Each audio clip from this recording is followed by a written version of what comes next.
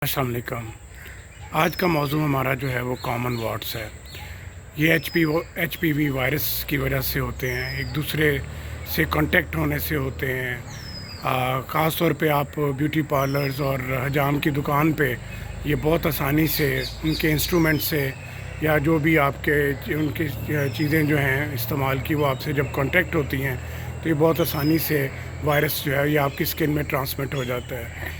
इसके अलावा ये ह्यूमन टू ह्यूमन एक दूसरे से भी लगता है।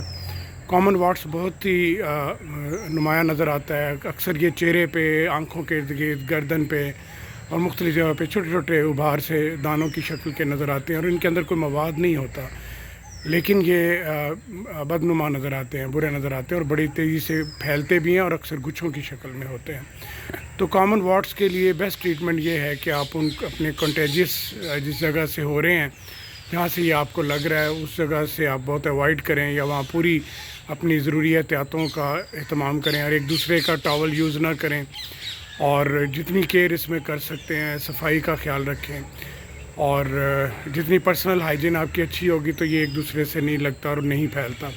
कॉमन वार्ड्स के इलाज के लिए जो है सबसे अच्छी जो है वो इसमें मेडिसिन जो हैं वो लगाने की भी बहुत इफ़ेक्टिव हैं, क्योंकि ये आमतौर पे स्किन के बाहर ही होता है और बहुत डीप नहीं होता, तो ये लगाने की दवाइयों से आसानी से ठीक हो जाता है।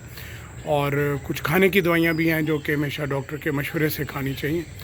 और इसके लिए बस कॉमन वार्ड्स के मतलब यही कहना ज़रूरी है कि किसी उम्र में भी हो सकता है, छोटे बच्चों में भी देखा जाता है, बड़ों में भी, बूढ़ों में भी, हर उम्र में ये वायरस जो है किसी से भी लग सकता है और ये आपकी स्किन के ऊपर पैदा हो जाता है या बन जाता है और पेनिट्रेट करके ये वार्ड्स की शक्ल अख्तियार कर लेता है।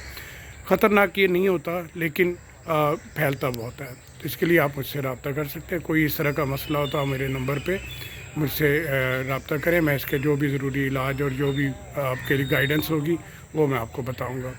तो आप मुझसे रब्ता करें। आपका बहुत शुक्रिया।